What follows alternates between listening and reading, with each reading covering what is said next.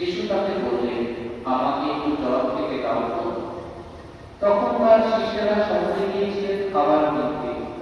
সামরীয় মেয়ে তাকে বলল, সে কি, আপনি ইহুদি আর আমি সামরীয়, আপনি কি করেই না আমার কাছে জল চাইছেন? কথাটা হলো এই যে, সামরীয়দের সঙ্গে ইহুদিরা কোনো রকম মেলামেশাই করে না।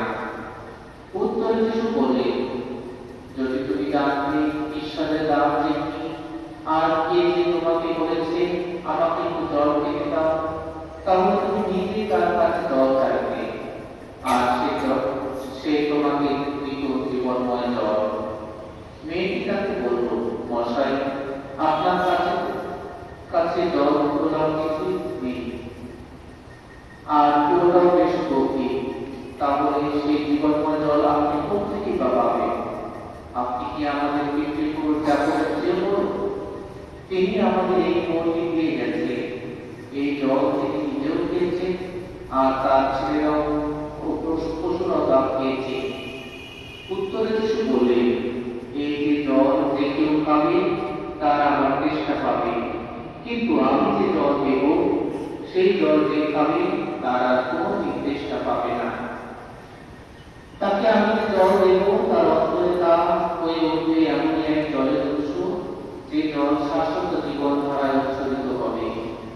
মেয়েটি তখন যিশুকে বলল, মশাই, আপনি আমাকে সেই জল দিন, যাতে আমার আর কোনোদিন তেষ্টা না পায়, এখানে আর যেন আমাকে জল তুলতে আসতে না হয়। যিশু তাকে বললেন, যাও, তোমার স্বামীকে ডেকে নিয়ে এখানে ফিরে এসো। মেয়েটি উত্তর দিল, আমার কোনো স্বামী নেই। যিশু তাকে বললেন, তুমি ঠিকই বলেছ যে তোমার স্বামী নেই। তোমার 5টি স্বামী ছিল, আর এখন যার সঙ্গে আছো সেও তোমার স্বামী নয়। কথাটা তুমি সত্যি বলেছ। মেয়েটি বলল, প্রভু, আমি বুঝতেই পারছি আপনি একজন প্রবক্তা, তাই বলছি, আমাদের পিতৃপুরুষেরা উপাসনা করে গেছেন এই পর্বতে, অথচ আপনারা ইহুদিরা বলে থাকেন যে জেরুজালেমে নাকি সেই স্থান রয়েছে যেখানে উপাসনা করা উচিত।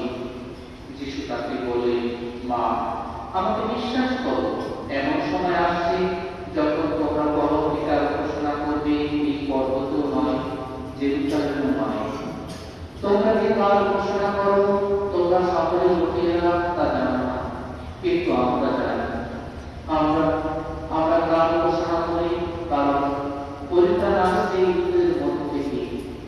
কিন্তু এমন এক সময় আসছে, আর এই সেই সময়, যখন সত্যিকার উপাসকেরা পিতার উপাসনা করবে, আধ্যাত্মিকভাবে, সত্যসম্মতভাবে। আর পিতা তো তেমন উপাসক পিতা, পরমেশ্বর নিজে যে আত্মস্বরূপ। তাই যারা তার উপাসনা করে তাদের উপাসনা করা উচিত আধ্যাত্মিকভাবে, সত্যসম্মতভাবে। মেয়েটি যিশুকে বলল, আমি জানি মসীয় লোকের যাকে খ্রিস্ট বলে তিনি আসছেন, তিনি যখন আসবেন তখন তিনি সবকিছুই আমাকে জানিয়ে দেবেন। যিশু উত্তর দিলেন, এই যে আমি তোমার সঙ্গে কথা বলছি, এই আমি সেই খ্রিস্ট। সেই সময় তার শিষ্যেরা ফিরে এলেন। যিশুকে খ্রিস্টের লোকের সঙ্গে কথা বলতে দেখে আশ্চর্য হলেন তারা, তবে কেউ তাকে জিজ্ঞেস করলেন না ওর কাছে আপনি কি চাইছেন, কিংবা ওর সঙ্গে কথা বলছেন কেন। তখন মেয়েটি তার উপস্থিতি সেখানে ফেলে রেখে শহরে ফিরে গেল, আর লোকদের কি বলতে লাগলো, এসো তোমরা দেখে যাও একজনকে, জীবনে যা কিছু করেছি তিনি সব কিছুই আমাকে বলে দিয়েছেন, তাহলে তিনি কি সেই খ্রিস্টই নন? তারা তখন শহর থেকে বেরিয়ে যিশুর কাছে আসতে লাগলো। এদিকে শিষ্যরা যিশুকে অনেক করে বলেছিল, গুরু, এবার আপনি কিছু খান। কিন্তু তিনি উত্তর দিলেন, আমার এমন কিছু খাবার আছে যার কথা তোমরা জানি না। শিষ্যরা তাই বড় করতে লাগবে, কেউ কি ওকে খাবার এনে দিল নাকি? যিশু তাদের বললেন, যিনি আমাকে পাঠিয়েছেন তার ইচ্ছা মেনে চলা এবং তার দেওয়া কাজ সম্পন্ন করা, সেই আমার খাবার। তোমরা কি এইসব কথা বলো না যে আর জানবার কার কোন ফসল হবে? কিন্তু আমি বলছি, চারদিকে দেখো একবার, চেয়ে দেখো ক্ষেতের দিকে, এরই মধ্যে ফসল কাটিয়ে তার মজুরি পাচ্ছে, আর শাশ্বত জীবনের জন্য ফসল তুলে আছে, যাতে ফসল কাটিয়ে বীজ বুনিয়ে দুজনই একসঙ্গে আনন্দ পায়। এক্ষেত্রে তো কথাটা সত্য বলে প্রমাণিত হয় যে একজন বীজ বুনে যায়, ফসল কাটে আর একজন। তোমাদের আমি এমন এক ফসল কাটতে পাঠিয়েছি যার জন্য তোমরা কোনো পরিশ্রমই করনি, পরিশ্রম করেছে অন্যেরা, আর তোমরা এখন তাদের পরিশ্রমের সুফল ভোগ করছো। যে ব্যক্তি সকলকে এই কথা জানিয়েছিল যে জীবনে আমি যা কিছু করেছি তিনি তার সবই আমাকে বলে দিয়েছেন, আর এই কথা শুনে সেই সময় অনেক সামরিক শিশুকে বিশ্বাস করে ফেলেছিল। তাই তার কাছে এসে তারা তাকে অনুরোধ জানাতে লাগলো তিনি যেন তাদের সাথে থেকে যান। যিশু সেখানে তার মধ্যে রয়ে গেলেন। তার মুখের কথা শুনে তাদের আরো অনেকে বিশ্বাসী হয়ে উঠল, আর সেই মেয়েকে বলতে লাগলো, তোমরা কথা শুনে এখন আমরা যে বিশ্বাস করি, তোমার কথা শুনে যে আমরা এখন বিশ্বাস করি তা নয়, আমরা নিজেরাই তা আগে শুনেছি, আর এখন আমরা জানি যে তিনি সত্যি জগতের ত্রাণকর্তা।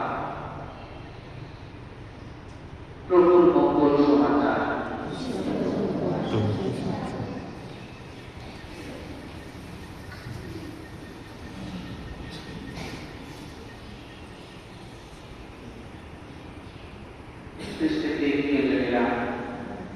আজকে আমি শুনতে বলেছি জলের কথা। আমি সে প্রথম পাঠা দ্বিতীয় পাঠে কিছু বলতে চাচ্ছি না, কিন্তু বড় একটা পাঠ আমরা শুনেছি মঙ্গল সমাচারে। সেই জন্য মঙ্গল সমাচারে আমি সেই সামরিক এবং ইহুদিদের সম্পর্ক বিষয়টা বলবো, আর যিশুর ভূমিকা কি সেটাই আমি আপনাদের সঙ্গে সহযোগিতা করতে চাচ্ছি। আজকে সুসমাচারে এই তিনটে বিষয় খুবই গুরুত্বপূর্ণ এবং অর্থপূর্ণ, আর সেটা হলো সামান্য নারী, ইহুদি জাতি এবং যিশু খ্রিস্ট। এই সামান্য নারীর সঙ্গে যিশুর সাক্ষাৎ করে, আর এই সাক্ষাৎটি ঘটে সেই জাকবের কুয়ার কাছে। 2016 সালে আমি ইসরায়েলে গিয়েছিলাম, জেরুজালেমে গিয়েছিলাম, যেখানে জাকবের কুয়াটি আছে সেখানে দেখলাম শুকিয়ে গেছে কুয়াটা, পানি নেই, কিন্তু সেই স্মৃতিটা ধরে রেখেছে। তাহলে এই ইহুদি ও সামারিয়ার মধ্যে একটা ভালো সম্পর্ক ছিল না। সামারিয়া বাস করত একটা জুদিয়া এবং গালিলিয়ার মাঝখানে সামারীয় এলাকাটা, এবং সে সামারীয় তারা একটা মন্দিরে বা গির্জায় যেত, আর সেই গির্জার নাম হলো, সেখানে তারা উপাসনা করত, আর সেটা বলা হয় মাউন্ট গেরিজিম। আর ইহুদিরা তারা উপাসনা করত টেম্পল ইন জেরুজালেম, জেরুজালেমের মন্দিরে তারা উপাসনা করত। আমরা যখন খ্রিস্ট ভক্ত আমরা নবম করে উপাসনা করি, ঈশা করি, ঠিক তো তেমনি তারাও সেই উপাসনা করত। তাই একজন ইহুদি একজন সমাজের সঙ্গে নারীর সঙ্গে কথা বলবে, এটা ছিল খুবই অস্বাভাবিক। ইহুদিরা এবং সমাজেরা কখনো একে অন্যের ছায়া মারাতো না, একে অন্যের সঙ্গে সাক্ষাৎ করতো না, কথা বলতো না, ধারে যেত না। তারা একজনে হেঁটে গেলে আরেকজন ওটা দিকে করে যেত, এমন ছিল তাদের মধ্যে একটা সম্পর্ক। কিন্তু যিশু সব সামাজিক দেওয়াল ভেঙে সেই নারীর সঙ্গে কথা বলে তিনি বললেন, আমাকে একটু পানি দাও। কার কাছে সে পানি চেয়েছে? সামাজিক নারীর কাছে। এই নারী সম্পর্কে শেষে বলব। প্রথমে মনে হলো যিশু শুধু সাধারণ পানি চাইছে, এই নারী মনে করেছে, কিন্তু আসলে এই নারী বুঝতে পারেনি যিশুকে আর কি ধরনের জল তিনি চেয়েছেন। তাই তিনি আমাদের হৃদয়ের গভীরে তৃষ্ণা মেটাতে চান, এই যিশু খ্রিস্ট। তাই যিশু তাকে বলেছে, যে জল আমি দেব তা পান করলে সে আর কখনো তৃষ্ণার্ত হবে না। প্রিয়জনেরা, আমরা সবাই জীবনে কোনো না কোনো ভাবে তৃষ্ণার্ত অনুভব করি। ভালোবাসার তৃষ্ণা, শান্তির তৃষ্ণা, ক্ষমার তৃষ্ণা, অর্থপূর্ণ জীবনের তৃষ্ণা, অর্থের তৃষ্ণা, বিভিন্ন ভাবে আমরা এই তৃষ্ণার্ত, আমরা ক্ষুধার্ত, অন্যদের কাছে কিছু পাওয়ার আশা করে থাকি। আজ পৃথিবীতে অনেক মানুষ এই তৃষ্ণা মেটাতে চেষ্টা করছে। কারো টাকার প্রয়োজন, কারো ক্ষমতার প্রয়োজন, কারো আনন্দের প্রয়োজন, কারো প্রযুক্তির প্রয়োজন, যে কোনো কিছু আমাদের প্রয়োজন, আর সেই প্রয়োজনটাই কিন্তু আমাদের জীবনের তৃষ্ণা। কিন্তু এগুলি স্থায়ী শান্তি দিতে পারে না। আমরা যে এই জাগতিক টাকা পয়সা, ধন সম্পদ, ক্ষমতা, ঐশ্বরিক এই আনন্দ, এগুলো আমাদের অনন্ত জীবনের তৃষ্ণা দিবে না। এটা সাময়িকভাবে আমাদেরকে তৃষ্ণা মেটাবে। তাই কেবল যীশু খ্রিস্ট তিনি আমাদের এই জীবন্ত জল দিয়ে তৃষ্ণা মেটাতে পারে। আমরা দেখি যে সামরিক নারী জীবন সহজ ছিল না, তার জীবন ছিল অন্যরকম। তার অতীতে অনেক ভাঙ্গা গড়া জীবন ছিল। আজকে যিশুর সঙ্গে তার যখন কথা হচ্ছিল, যিশু অটোমেটিক তার জীবনের সমস্ত কাহিনী বলে দিচ্ছে যে তোমার আগে 5টা স্বামী ছিল, তাদের সঙ্গে তুমি ছিলে না, এখন যার সঙ্গে আছো সেও তোমার স্বামী নয়। তাহলে বলা যাচ্ছে যে যীশু খ্রিস্ট একজন প্রবক্তা, আর সেই জন্য এই সামরিক নারী কিন্তু বুঝতে পেরেছে এ তো আমার মনে সবকিছু বলে দিচ্ছে। তবুও যিশু তাকে প্রত্যাখ্যান করেনি। এই সামরিক নারী আর যিশু ছিলেন ইহুদিদের মধ্যে থেকে, যিশু তাকে প্রত্যাখ্যান করেনি, বরং এই নারীটাকে তিনি ক্ষমা দান করেছেন, তাকে নতুন জীবন দান করেছেন। এই ঘটনায় আমাদের একটা বড় শিক্ষা দিচ্ছে, ঈশ্বর কখনো আমাদের অতীতকে বিচার করেন না, তিনি আমাদের হৃদয়কে নতুন করে গড়ে তুলতে সাহায্য করেন। আমাদের জীবনে হয়তো অনেক পাপ আছে, অন্যায় আছে, আমাদের সমাজে আমাদের পিতা মাতাদের পূর্বসূরীদের অনেক কষ্ট আছে, অনেক পাপ থাকতেই পারে। কিন্তু আমরা যদি মন পরিবর্তন করি এই মুহূর্তে, এই সময়ে, অবশ্যই ঈশ্বর আমাদেরকে ক্ষমা দেবেন। ঈশ্বর বলবেন না যে তোমার অতীতের অনেক পাপ আছে, বরং আমি যে এখন মন পরিবর্তন করে নতুন জীবন শুরু করতে চাই, সেটাই ঈশ্বর আমাকে দেখছে, তাহলে ঈশ্বর আমাকে ক্ষমা করবে। তাই আমরা অনেকে মনে করি যে আমি তো জীবন অনেকদিন পাপ স্বীকার করিনি, তখন ঈশ্বর মনে আমাকে ক্ষমা করবে না। কেন করবে না? ঈশ্বরের কাছে কিছু চাইলে তিনি অবশ্যই ক্ষমা দিবেন আমাদের। তাই আমরা ঈশ্বরের কাছে আসবো, তার কাছে আমরা ক্ষমা চাইবো, যেন নতুন জীবন আমরা শুরু করতে পারি। এজন্য সন্ত আগস্টিন তিনি বলেছেন, আমি যদি ঈশ্বরের সঙ্গে যুক্ত থাকি, ঈশ্বরের মধ্য দিয়ে স্থির থাকতে পারি, তাহলে আমি শান্তি পাই। ঈশ্বরকে না পাওয়া পর্যন্ত আমার মতো শান্তি থাকে, শান্তি পায় না। সামরিক নারীটি কূপে এসেছিলেন সাধারণ পানি নিতে, কিন্তু তিনি পেলেন খ্রিস্টের জীবন্ত পানি, জল। এরপর তিনি নিজের গ্রামে গিয়ে মানুষদের বললেন, এসো তোমরা দেখে যাও, আমি একজন পুরুষকে দেখেছি যিনি আমার অতীতের সমস্ত ঘটনা বলে দিয়েছে, তিনি একজন প্রবক্তা। তাহলে এই যে পাপী নারী, সে ছিলেন ওই সামরিয়দের মধ্যে প্রথম একজন বাণী প্রচারক। তিনি নিজের পাপের অনুশোচনা করেছেন, নিজের নতুন জীবন লাভ করেছেন, যিশুকে চিনতে পেরেছেন তার বিশ্বাসের মধ্য দিয়ে, এবং তিনি সকল মানুষের কাছে প্রচার করেছেন যে আমি তার সঙ্গে সাক্ষাৎ করেছি, তিনি একজন মহান পুরুষ, তিনি একজন ঈশ্বরের সেবক, তিনি যীশু খ্রিস্ট, তিনি জীবন্ত জল দেন, তিনি সাধারণ জল দেন না। তাহলে একজন পাপী হয়ে তিনি মন পরিবর্তন করে তিনি বাণী প্রচার করেছেন তার সে সামান্য লোকদের কাছে।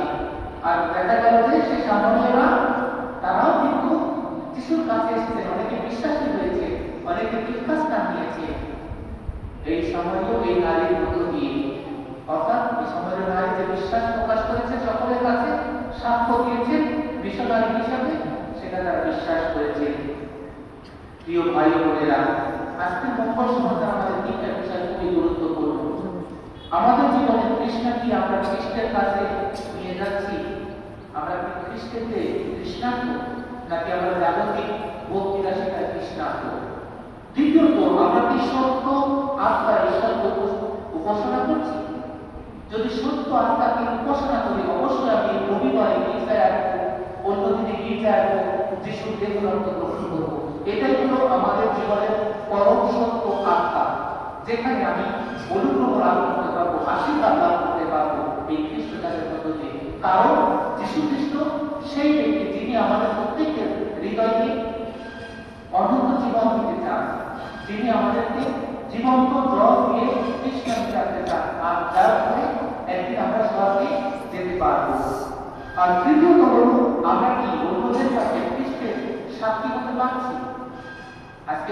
সেই সামরিক নারী যিনি ছিলেন পাপী, তিনি একজন পাপী হয়ে মন পরিবর্তন করেছে, অনুশোচনা করছেন তার জীবনের জন্য।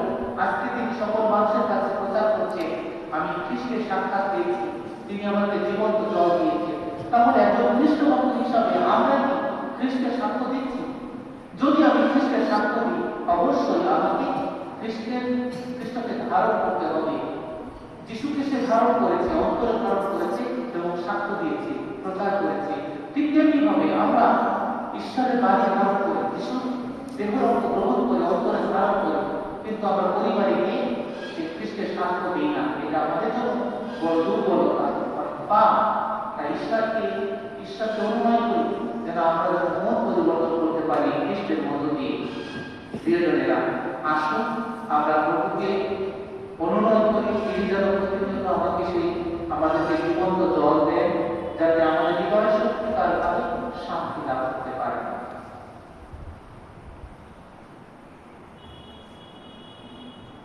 আসুন আমরা দাঁড়িয়ে বিশ্বাস মতো ঘোষণা করি, হৃদয়ের শ্রদ্ধা মতো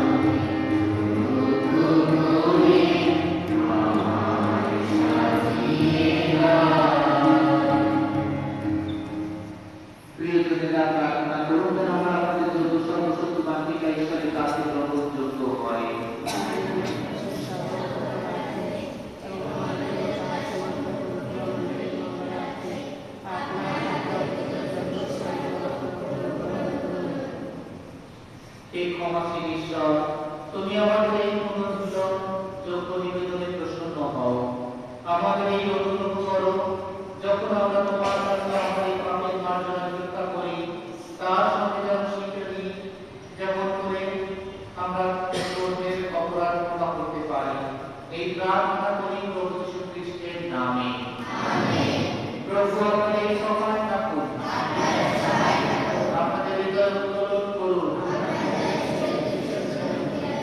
এসো আমাদের ইসলাম গ্রহণ করবার করি। হে পরম পিতা সর্বশক্তিমান সনাতন পরমেশ্বর, সর্বকাল সর্বকালে আমাদের প্রভু যীশু খ্রিস্টের মধ্যস্থতায় তোমার কাছে আমাদের কৃতজ্ঞতা নিবেদন করা সত্যি সত্যি কল্যাণকর। সমাজের দেশের সেই ত্রিলোকীর কাছে যিশু যখন এক গণ্ডূষ জল ভিক্ষা করেছিলেন, সঙ্গে সঙ্গে তিনি নারীকে রণ করে তার প্রতি বিশ্বাস জাগিয়ে তুলেছিলেন। জলের যে তিনি অঞ্জলি করা বিশ্বাসের জন্য খুশিত ছিলেন, চেয়েছিলেন তিনি ওই নারীর হৃদয় পাত্র কানায় কানায় ভরে উঠল পুরুষ প্রেমে। তাই হে পিতা, সকল সদ্গুণের সঙ্গে কণ্ঠ মিলিয়ে আমরা এই পৃথিবীতে নিরন্তর তোমার বন্দনা করি, নিয়ত করে তোমার মহিমা গান।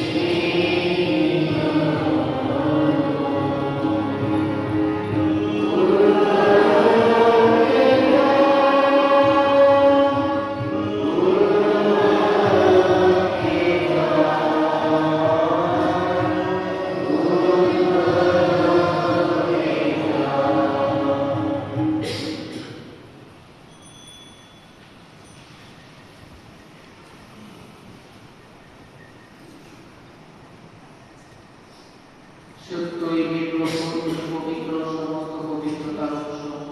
অনুনয় করি শীত বর্ষণের মতো তোমার আত্মার প্রেরণে উপহার গ্রহণ কর, যেন তা আমাদের জন্য আমাদের প্রভু খ্রিস্টের দেহ ও রক্তে পরিণত হয়।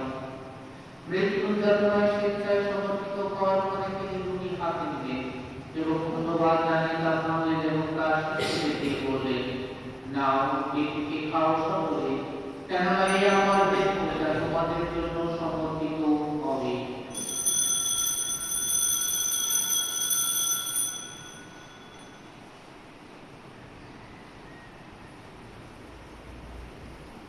তেমনি ভাবে সান্ধ্যভোজের পরে তিনি পান পাত্রটি নিলেন, পুনরায় তোমাকে ধন্যবাদ জানিয়ে তার শিষ্যদেরকে বললেন, নাও এটিকে পান করো সকলে, কেননা এই আমার রক্তের পান পাত্র নতুন ও শাশ্বত সত্যের রক্ত, যা তোমাদের অনেকের জন্য পাপ মোচনের উদ্দেশ্যে পালিত হবে। আমার স্মরণার্থে তোমরা এই অনুষ্ঠান করো।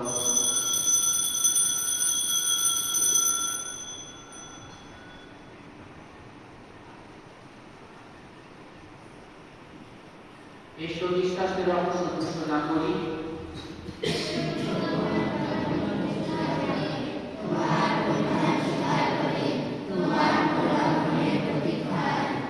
অতএব হে প্রভু, তার মৃত্যু পুনরুত্থানের স্মরণ উৎসব পালন করে আমরা জীবনদায়ী দুটি ও মুক্তিদায়ী পান পাত্র তোমার কাছে নিবেদন করি। তোমার সমাজে যারা তোমার সেবা করতে তুমি আমাদের যোগ্য করে নিয়েছ, তোমাকে ধন্যবাদ জানাই। বিনতি করি খ্রিস্টের দেহ রক্তে সহভাগী হয়ে আমরা যেন পবিত্র আত্মা দ্বারা সম্মিলিত হয়ে এক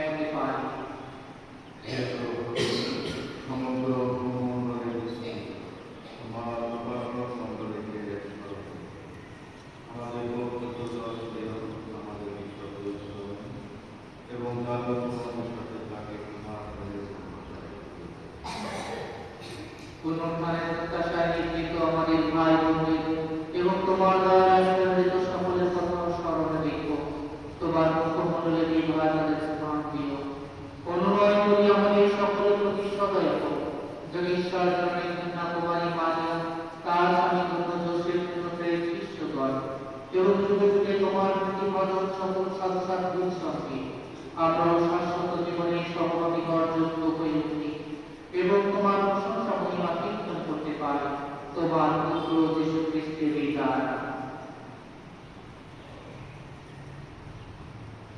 তার দ্বারা তার সঙ্গে তার মধ্যে যে সর্বশক্তিমান পিতা পরমেশ্বর পবিত্র আত্মার সঙ্গে সমস্ত গৌরব ও মহিমা তোমারই যুগে যুগান্তরে। আসন্দির বিশ্বাস ও ভক্তি করে প্রভু শেখানো প্রার্থনায় আমরা সত্য পিতাকে ডাকি।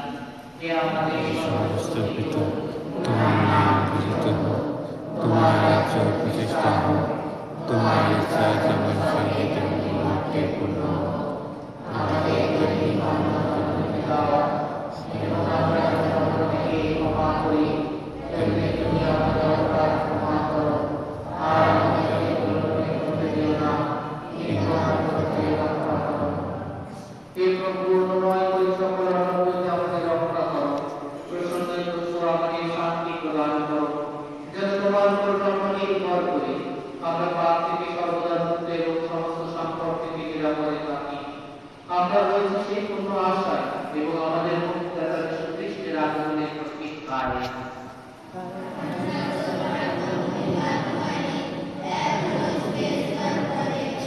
হে প্রভু যীশু খ্রিস্ট, তুমি তোমার প্রেরিত শিষ্যদের বলেছ, আমি তোমাদের কাছে শান্তি রেখে যাচ্ছি, আমার শান্তি তোমাদের দান করছি।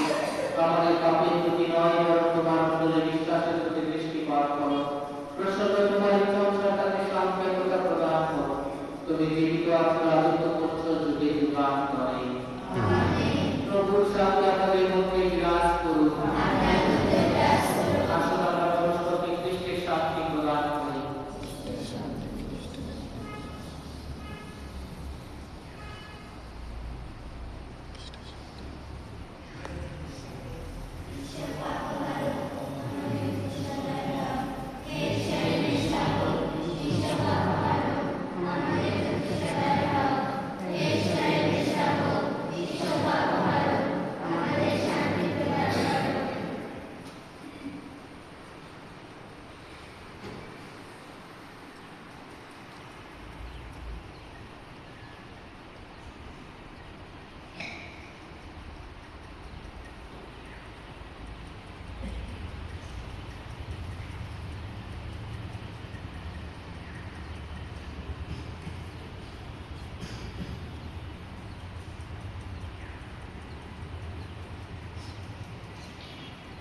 এই দেখুন ঈশ্বরের নিঃস্বামক, দেখুন তিনি বিশ্ব পাপ করো, অন্য তারা তারা নিঃস্বামকের প্রতি নিমন্ত্রিত।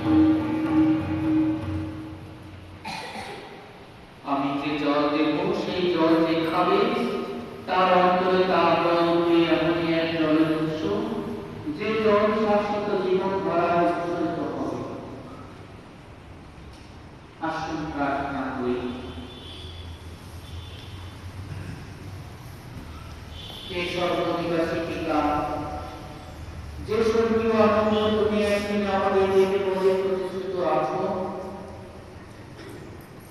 আজ এই খ্রিস্ট প্রসাদ গ্রহণ করে আমরা তার স্বর্গ আস্বাদ লাভ করেছি। এই পৃথিবী থেকে আমরা স্বর্গের অভিধান বর্ধিত হয়েছি।